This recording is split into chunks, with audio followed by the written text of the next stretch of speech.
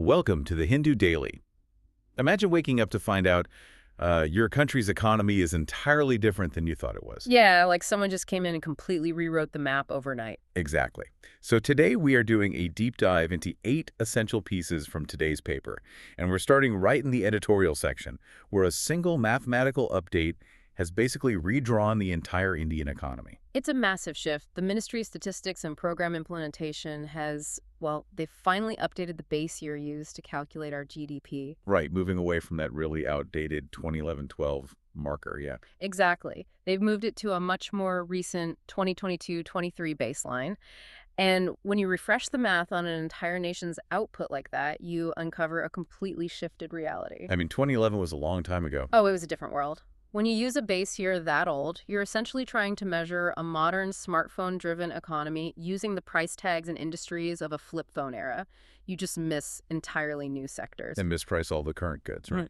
Exactly. So by updating to this 2022-23 baseline, the first revised estimate gives us this incredibly sharp picture. It shows the overall size of the Indian economy for that financial year at a staggering 261.18 lakh crore. Wow. 261.18 lakh crore. That is a massive number to wrap your head around. It is, and it's completely changing how we view where the actual growth is happening in the country. So I imagine it gives us a much clearer breakdown of the different sectors then. How does the economy look when you slice it up with this new baseline? Well, if we look at the projected gross value added, or GVA shares for 2024-25, the tertiary sector, which is services, is absolutely dominating. It's sitting at 52.9%. Over half the economy. Yeah. Then the secondary sector, which is mainly manufacturing and construction, that sits at 25.8%. And the primary sector, like agriculture, is at 21.4%. Okay, so services is the heavyweight. It is, but within that secondary slice, manufacturing is showing tremendous momentum. It's logging over 9% growth in real GVA for recent years. That's a huge jump. But what really catches my eye here is how they are actually doing the math to get these numbers. I was looking through the methodological refinements. Oh, the technical side of it. Yeah, and they mention pulling in highly detailed corporate data, segregating multi-activity enterprises, using MGT7 and 7A data, and covering limited liability partnerships via MCA data. Right, which makes it way more comprehensive. Definitely. But then they mention applying international standards like double deflation. Yeah. Which sounds, highly technical. What does double deflation actually mean for a listener just trying to understand true economic growth? It's actually a brilliant way to find the truth hidden in inflation. So normally, if a factory makes a wooden chair, you might just adjust the final selling price of that chair for inflation to see if the factory actually grew its output, right? Okay, or if prices just went up across the board. Exactly. But double deflation means you adjust the cost of the raw wood going in and the final price of the chair coming out. Oh, I see. Yeah, by deflating both the input and the output, you get a much truer, much more accurate picture of the actual value the factory added to the economy. That makes total sense. But the data gets incredibly tricky when they try to figure out state-level GDP, right? The gross state value added. Oh, it's notoriously difficult. Because if the data they are pulling is only at the national enterprise level, is allocating national GVA across states, basically like trying to figure out exactly which slice of a massive shared pizza each person in a room ate. That analogy captures the dilemma perfectly. But honestly, the reality is even more skewed than that. How so? Well, the total size of the pizza, right? Yeah. But previously, to figure out who ate what, they relied heavily on a limited tool called the Annual Survey of Industries, or ASI. Okay. Just to give you a sense of scale, back in 2011-12, the corporate database listed over 135,000 manufacturing companies. But that ASI survey, it only covered about 67,000 of them. Wait, really? So you were trying to allocate the national pizza based on survey data that literally missed half the room? Exactly. That truncated frame means you are basically guessing, which could completely misrepresent a state's true economic reality. Wow. So how are they fixing that now? Well, now they're bringing in modern GST data to map this out way more accurately. But, the corporate side is only half the battle. The household and unincorporated sector is just famously noisy to measure. Because they aren't filing massive corporate returns. Right. They use surveys to estimate the value added per worker there, but the resulting SU's data can be wildly volatile. Take the manufacturing sector in Bihar, for example. What happened there? Over 3 consecutive years, The data suggested the value added per worker bounced from around 89,000, shot up to 117,000, and then dropped right back down to 100,000. That kind of wild zigzagging makes it nearly impossible to establish a reliable baseline for policy, doesn't it? How do you even fix that? You need a steady mathematical hand. The new methodology is looking at using moving averages or rotating survey panels, so you have overlapping samples from year to year. It's really about building a system that doesn't just overreact to a single anomalous data point. That makes a lot of sense. Which actually brings us to our second piece in the editorial section today. We've gone from how the government measures the vast output of the economy to how it actually captures its share of that output through taxes. A very different challenge entirely. Right. Historically, India has had a remarkably low tax-to-GDP ratio. It's averaged just over 16% for 2 decades, losing huge amounts of revenue to evasion. Yeah, around 4.3% of revenues lost. But now, the Income Tax Department is rolling out this high-tech dragnet called Project Insight. And they are using an analytical engine to essentially build a 360-degree financial profile of you as a taxpayer. And the mechanism behind it is sweeping. It's not subtle at all. Right. The system is called INT-SEC. Yes, and INTRIC isn't just looking at your standard tax return. It is linking your bank data, property records, credit card swipes, and GST payments all together. It's pulling from everywhere. Exactly. It cross-references all of this to find discrepancies. So, if your declared income says one thing, but your digital footprint shows a drastically different, luxurious lifestyle, the system flags it instantly. And then they deploy what they call the NODGE strategy. They send SMS or emails to those flagged individuals. And, I mean, the financial results are undeniable. Over 1 crore revised returns, bringing in 11,000 crore. It's massive. Yeah, they had 29,208 crore in overseas assets declared, and they even found 70,000 crore in suppressed restaurant sales alone. The efficiency is staggering. It is, but I have to push back on the terminology a bit. A nudge sounds like a gentle tap from a friend, you know? But isn't this more like having an omnipresent financial fitness tracker that flags the government the second you buy a donut? That is a perfect way to put it. The term nudge is definitely a massive understatement for what is actually a highly invasive, though highly effective, system. Yeah. And while the revenue wins are huge for the state, the operational risks to the average citizen are profound. When an algorithmic tracker is making these connections, data quality issues become an absolute nightmare. Like false positives. Exactly. Let's say you belong to a large joint family with complex shared financial structures, or you're a variable income freelancer living off prior savings. To a rigid algorithm, your totally legal cash flow might look like aggressive tax evasion. And it generates a flag. It generates a false positive, and suddenly the burden of proof is entirely on you to prove your innocence to a machine. And if that machine gets it wrong, it ruins lives. Right. Which transitions us perfectly into our opinion section today, where we find an urgent debate about exactly this kind of technology. Yes, as the state intertwines its core functions with artificial intelligence, who ultimately governs the systems that govern you. Exactly. Yeah. There was a really insightful interview with Ramanjit Singh Chima and Isha Suri exploring this. And they argue that we need a strict necessity and proportionality test. Which is crucial. Basically, we shouldn't adopt AI in public administration just because the shiny new tech exists. Right. They say the clear objectives are often completely missing. Because the prevailing myth driving all this adoption is that more data is always better, and that myth serves the commercial interests of big tech companies perfectly. Naturally. But treating citizens' personal data purely as a monetizable national asset to feed these massive models, that deeply threatens fundamental privacy rights. We've already seen the danger of algorithmic bias globally, haven't we? Oh, absolutely. Look at the Dutch childcare benefits scandal. An algorithm unintentionally duplicated socioeconomic biases and falsely accused thousands of innocent families of fraud. It was devastating. And what Chima and Suri point out is that smaller localized models actually work incredibly well without requiring the state to vacuum up every single piece of your personal life. Right. You don't need a sledgehammer to crack a nut. The critical issue with systems like Project Insight right now is the total lack of an AI ombudsperson to review these contested decisions. But, you know, there's another angle the interview highlights that I find really fascinating. The geopolitical angle? Yeah. They warn against layering our domestic public infrastructure on top of global corporate monopolies. If we just plug state infrastructure into big global AI models because we're afraid of falling behind, aren't we essentially building a high-tech digital fortress on someone else's rented land? That is the textbook definition of false sovereignty. True sovereign technological capability doesn't come from renting access to a foreign tech giant servers just because of a commercial fear of missing out. Right. The FOMO is real, but it's dangerous. Exactly. True sovereignty requires investing in foundational core science. If you look at India's historical space and nuclear programs, we didn't rent those capabilities from overseas. We built the underlying science ourselves. From the ground up. Yes. If we just react to industry hype now, we risk locking our public infrastructure into long-term technological dependencies.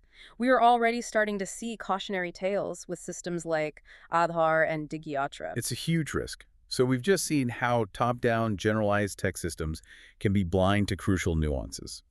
Shifting to today's science section, we see this exact kind of systemic blindness devastating a massive demographic in India's public health. It's a sobering topic. It really is. Let's talk about tuberculosis. India bears 25% of the global TB burden. We are looking at 2.7 million new infections and 3 lakhs deaths in 2024 alone. The scale is just heartbreaking. And while men make up 54% of cases, women who are 35% face a uniquely life-altering social stigma. We're talking abandonment, loss of marriage prospects, total isolation. The social toll is immense. But beyond the social side, the medical diagnosis statistics in the article are baffling. Why are men diagnosed bacteriologically at a 3-to-1 ratio compared to women? It really comes down to a fundamental misalignment between standard medical protocols and female biology. Men are usually diagnosed bacteriologically through standard sputum tests. Okay, coughing up fluid for the lab. Exactly. But women's bodies often react differently to the infection. They typically produce a lower bacterial load in their sputum, meaning those standard lab tests frequently come back negative. Even when they have TB. Even when they have it. Furthermore, women often present with atypical symptoms like nonspecific fever and fatigue, rather than the severe chronic cough that doctors are trained to look for. So, if the standard medical checklist is essentially built around how a man's body reacts to TB and a woman's lab tests come back negative, doctors just have to guess based on symptoms that mimic 100 other illnesses. Aren't women functionally invisible to doctors until their condition becomes catastrophic? Tragically, yes, they are invisible. Because they are diagnosed clinically rather than through clear, undeniable lab results, their treatment is often severely delayed. That's horrifying. And it gets worse when we look at extrapulmonary TB, or EPTB, specifically genital and reproductive TB. This form of the disease causes severe subfertility in women. But it's not in the lungs. Right. And because it is non-infectious, meaning it doesn't spread through coughing global transmission control programs, largely ignore it. Wait, really?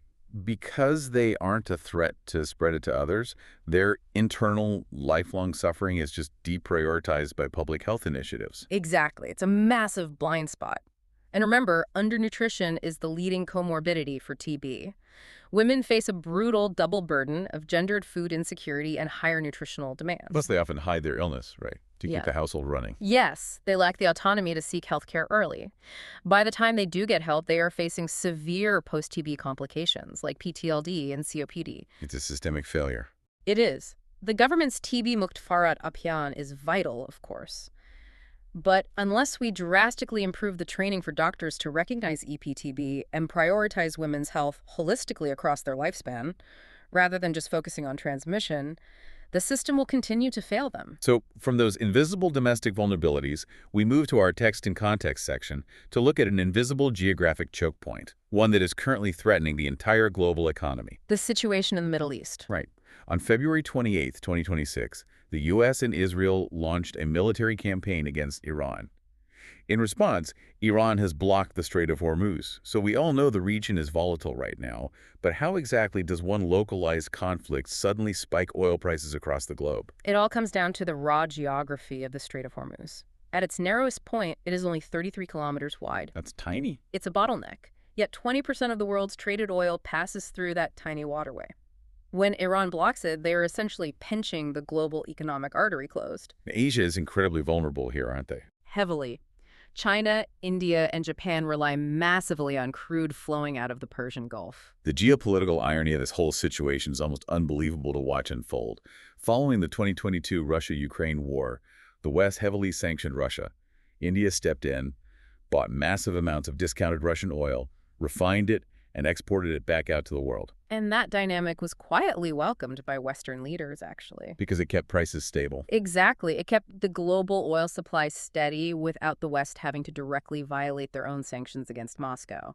India's imports of Russian oil jumped from just 2.5% in 2021 to 39% by 2023. Which is a huge shift. But now, with the Strait of Hormuz closed, oil is crossing $110 a barrel. So let me get this straight. The U.S. sanctions Russia, India steps in to buy the oil, the West quietly likes the price stability, and now because of this Iran conflict, the U.S. actively needs Russian oil on the market to prevent an economic meltdown. It's wild, isn't it? It's like a geopolitical game of musical chairs, where everyone is forced to sit on the one chair they swore to destroy. That is exactly what it is. It exposes the absolute fragility of the global energy order.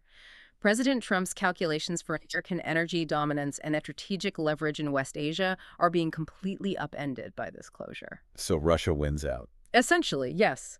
By shutting that narrow waterway, Iran has made Russia the unintended yet absolutely essential beneficiary of the global energy turmoil. It highlights how quickly strategic alliances and political sanctions can be overridden by the raw, simple math of supply and demand. Wow. So while superpowers today fight over control of resources like oil, our second piece in the text and context section brings us back nearly 100 years to a much more profound struggle right here in India over the most fundamental resource of all, water. The Mahad Satyagraha. Yes, we are approaching the centenary. The article frames this around the childhood trauma of B.R. Ambedkar, summarized by the devastating phrase, "No peon, no water." It's such a heavy phrase. Because he was a Mahar, he was literally not allowed to drink from the school tap unless a peon was there to pour it from a height, just to avoid pollution. And that deeply personal trauma fueled what became a monumental civil rights movement. On March 20th, 1927, Ambedkar led thousands to drink from the Shavdar Tail public tank in Mahad, directly defying the upper caste monopoly. It was a radical act for its time. Completely. Later that same year, in December, the movement escalated with the burning of the Manusmriti. What followed was an agonizing 10-year legal battle. 10 years just for the right to water. Yes. It finally ended in 1937 when Justice Broomfield confirmed public ownership of the tank. You know, the author contrasts this event with Gandhi's 1930 Salt March at Dandi. Dandi asked the British to leave, which is incredibly brave.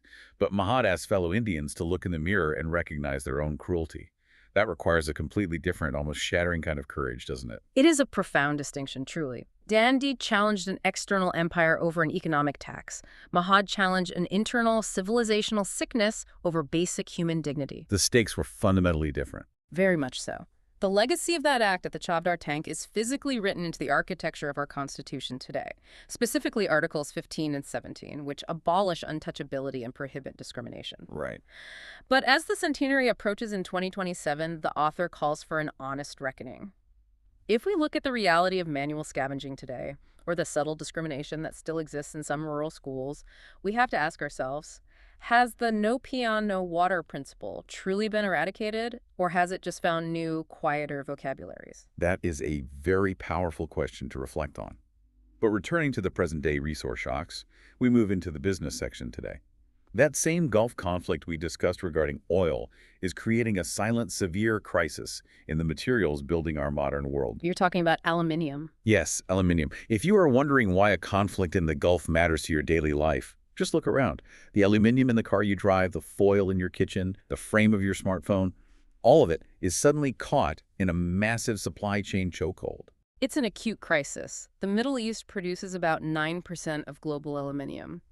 And if you exclude China from the global market, that number jumps to over 20%. That's a massive chunk of the global supply. It is. And right now, massive smelters like Aluminium Bahrain and Qatalum are powering down 570,000 tons of capacity. The mechanism here is a double-edged sword. Because of the Strait being blocked. Exactly. The closure of the Strait of Hormuz means their finished exports are trapped inside the Gulf, and the raw bauxite and alumina they need to actually make the metal cannot get in. It's like waking up to realize your city is being built with materials from a giant hardware store that just got boarded up indefinitely. You can't just build a new store overnight so everyone is fighting over the last few nails. That's a perfect way to visualize it. But why can't global buyers just pivot? Why not just buy from China or Russia? Because of structural traps in the global market, You can't just turn to China because Beijing has placed a strict 45 million ton capacity cap on their own production to manage emissions. Plus, their system is geared towards semi-manufactured products, not raw supply. Okay, so China is out. What about Russia? You can't turn to Russia because of Western sanctions, so desperate buyers are draining the London Metal Exchange shadow stocks, which have plummeted to just 108,000 tons. Which is nothing for the global market. It's a drop in the bucket, and this is causing a severe market condition known as backwardation. Okay, for the listener who doesn't trade commodities, what does backwardation actually mean? Simply put, it means that spot supplies getting the physical metal delivered to you right now command a massive premium over future deliveries. Which is unusual. Very. In a normal market, future deliveries cost more because of storage and insurance. When the present price skyrockets past the future price, it is a classic flashing red alarm of an acute near-term shortage. And prices are surging. LME prices hit a 4-year high of over $3,545 a ton. Buyers in Europe are paying a $450 premium, and in the U.S., it's a staggering $2,400 premium just to secure physical metal to keep their factories running. Unbelievable. And we can trace those economic shockwaves, from the aluminium shortages to the oil spikes, straight back to the military core of the U.S.-Israel war on Iran. Which brings us to our final article today in the foreign section. The root of the entire geopolitical crisis. Exactly. The objective of the military campaign was to ensure Iran never possesses a nuclear weapon. U.S. bombings have obliterated the surface nuclear facilities. But the terrifying dilemma facing President Trump right now revolves around roughly 970 pounds of enriched uranium. Which is enough to build 10 nuclear bombs. Right, and it is buried deep under mountain rubble. And that buried uranium presents the ultimate tactical nightmare. The U.S. obviously wants to neutralize the threat, but digging it out requires heavy construction equipment, which requires a massive footprint. You can't just fly over it. No. You would need to insert special operations forces, secure the perimeter, maintain total, sustained air superiority, and spend significant time on the ground moving massive amounts of rubble. He wants the ultimate prize without paying the ultimate price. But as advanced as the military is, you can't exactly scoop up 970 pounds of buried uranium with a drone. Someone has to go in and dig. And that clashes directly with Trump's political vows to avoid extended bloody conflicts in West Asia. But what happens if they don't dig it out?